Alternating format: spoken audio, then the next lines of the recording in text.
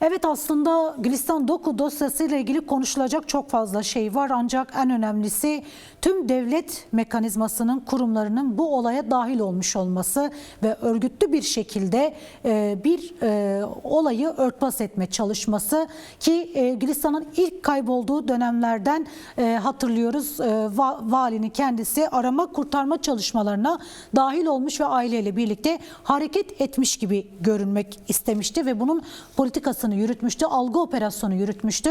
Şimdi de geldiğimiz noktada ve ortaya çıkan somut delillerde en başından beri aslında polisinden valisine herkesin içine dahil olduğu ve Gülistan'ın faili olduğu bir olayla karşı karşıyayız. Öncelikle devletin içindeki olayların bu kadar sistematik bir şekilde örtbas edilmesinin politikalarını nasıl ele alıyorsunuz? Nasıl değerlendiriyorsunuz ki Gülistan bir örnek olarak önümüzde duruyor, ancak Rojin Kabayiş, İpek Er dosyası, yine Narin Güran dosyası gibi birçok dosyada da benzer durumlarla karşılaştık. Evet, öncelikle az önce sizin de saymış olduğunuz isimlere bakacak olursak bu vakaların birçoğunun Kürdistan coğrafyasında gerçekleştiğini de görebiliyoruz. Bakın düşünsenize, mesela Rojin'in dosyası Van'da gerçekleşiyor. Gülistan Dersim'de gerçekleşiyor. İpeker hakeza bir yine yani Kürt kadınları üzerinden bilinçli bir şekilde, sistematik bir şekilde işletilen bir süreç olduğunu da görebiliyoruz. Bakın Gülistan olayında öyle bir durum ki bir vali, bir kayyum öncelikle bir kere kendini Dersim halkına sanki Dersim halkındanmış gibi, sanki gerçekten de o halkın yararına, faydasına bir mülki amir hizmeti veriyormuşçasına bir gösteriyor.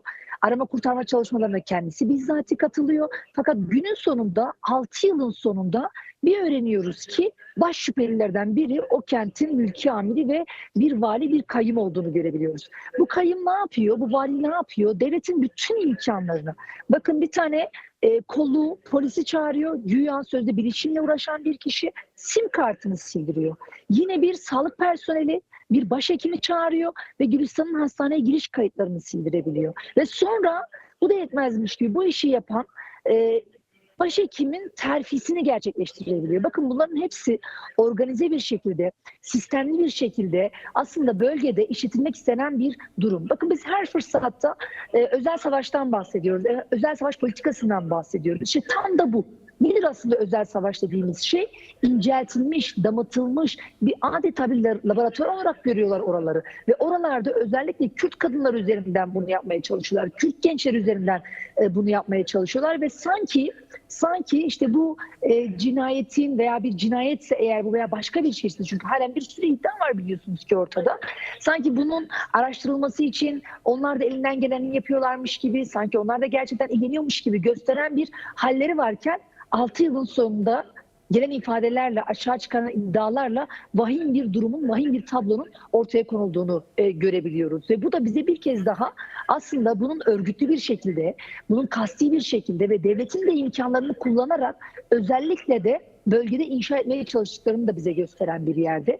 Tabii ki bunun açığa çıkmasında ne peki başarılı oldu? Bence bunu da birazcık konuşmak gerekiyor. Bunun önemine de vurgu yapmak gerekiyor. Ve bundan sonra bunu daha da büyüterek devam etmemiz gerektiğini de ortaya koymak gerekiyor. Bakın hatırlayın, 6 yıl önce Gülistan Doku nerede denilen bütün kadınlara bir furya başlatıldı değil mi? Gözaltına alındılar. Bu kadınlar yerlerinden, yurtlarından edildiler. Birçok kötü muameleye maruz kaldılar. Neden? Gülistan Doku nerede dedikleri için. Ama yılmadı. Kadınlar yılmadı. Kadın örgütleri yılmadı. Yine biz DEM Parti olarak bulunduğumuz her mecrada bunu dile getirdik.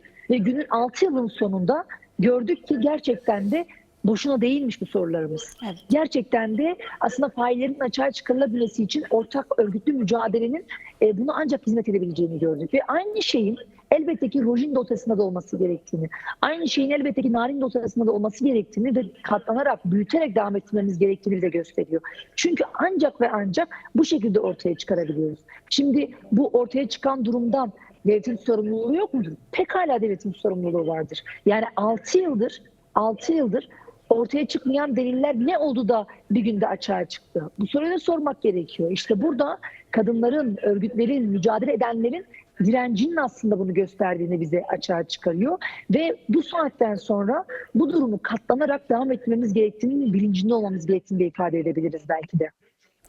Evet, aslında belirttiniz, birçok dosyada bir müdahale söz konusu oluyor ve aslında devletin cezasızlık politikaları da devam ediyor bir yandan tüm bu dosyalarda. Ancak bu olayla birlikte Dersim'de şu da açığa çıktı. Birçok genç kadın aslında bu çete çünkü artık devlet içerisinde bir çeteleşmenin olduğu bariz bir şekilde açığa çıktı ki DEM Parti ve aslında kadınlar yıllardır bunu söylüyorlar. Yani devletin içerisinde bir çeteleşme olduğunu ve genç kadınları, gençleri hem ajanlaştırma, hem uyuşturucu, hem fuhuş yollarıyla düşürmeye çalıştığını defalarca kez dile getirdiler. Ancak bu sürekli inkar edildi ve failler aklanmaya çalışıldı. Bugün Dersim şahsında da aslında bir kez daha görünüyor ki birçok olay yaşanmış, birçok şey yaşanmış. Ancak ya korkutularak ya da Gülistan gibi aslında kaybedilerek bu olayların üstü kapatılmış. Devlet içindeki bu organize çeteleşmeyi, bu organize olma halini nasıl ele alıyorsunuz? Şimdi öncelikle şunu ifade edelim. Evet, her ne kadar Gülistan Doku olayından kaynaklı Dersim diyebiliyorsak da Kürdistan coğrafyasında bulunan özellikle üniversitelerin olduğu kentlerde yoğun bir şekilde bu durumun olduğunu görebiliyoruz. Ve burada belki daha çok dikkat etmemiz gereken, daha çok aslında açığa çıkarmamız gereken bir husus da şudur ki burada orada bulunan yetkililer, idari amirler, rektörler, bunların tamamının aslında sorumlu olduğunu ve ama bir yandan da sanki gerçekten de bu durumu araştırıyormuş gibi, gerçekten de bu durumun içerisine karşı geliyormuş gibi imajının bizi bir noktaya çekmemesi gerekiyor. Bunun aslında örgütlü bir şekilde yapıldığını, bunun bile isteye yapıldığını ve her kurumunda birbirinin ayıbını, birbirinin eksiğini, birbirinin gediğini kapattığını da görebiliyoruz. Yani Gülistan Doku olayında bunu açık bir şekilde görebildik. Yani vali bir emniyet müdürünü, işte emniyet müdürü bir polisi, polis bir hekimi, hekim bir sağlık personelini, yani bir silsileyle aslında açığa çıkaran bir hal olduğunu görüyoruz. Ve hatırlayalım hep birlikte Gülistan Doku olayında daha henüz Gülistan Doku nerede deniminin 100. gününde vali ailenin yanındaydı. Aileyle birlikte yol yürüyordu. Yani sanki gerçekten onlar da bu duruma karşı geliyormuş imajı yaratan bir yerde. Ama işin aslında işte 6 yılın sonunda bu durumun böyle olmadığını görebildik. Bakın umuyoruz ki Rojin'de de benzer bir tabloyla karşılaşmayız. Ama durumun vahameti, ortaya çıkan deliller bize bunu gösteriyor. Ama bunu kapatmak isteyen bir akıl da var. İşte burada bizim örgütlü mücadelemiz, örgütlü gücümüz, kadınların sesini yükseltmesi ancak ve ancak bu faillerin açığa çıkarmasına belki ışık tutabilecektir. O yüzden her birimize bu anlamda yoğun ve ciddi sorumluluk düştüğünü bilen bir yerde olmamız gerektiğini ifade edebilirim. Ve bu sadece ve sadece Dersim özelinde olan bir olay olarak ele almamak gerekiyor. Kürdistan coğrafyasında bulunan özellikle üniversitelerin olduğu kentlerde bu tarz eğilimlerin, bu tarz organize durumların ve bu tarz birbirini kollayan ve devletin vermiş olduğu yetki ve gücü kullanarak belki birçok şüpheli ölüme, birçok şüpheli olaya sebebiyet verdiğini de gören bir yerde olmak gerekiyor.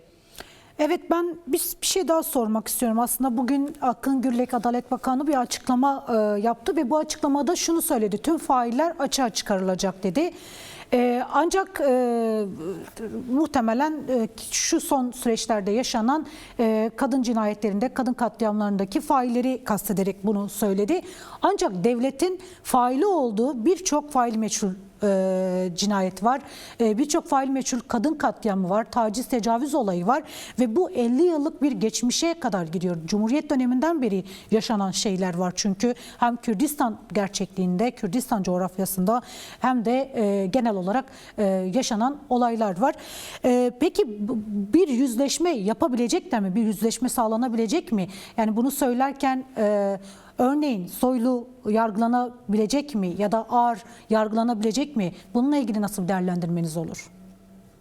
Şimdi öncelikle şunu ifade edelim. Aslında bugün Gülistan'ın olayı bize bir kez daha mevcut 22 yıllık belki AKP sisteminin nasıl bir çürümüş bir sistem olduğunu bize gösteriyor tablosunu.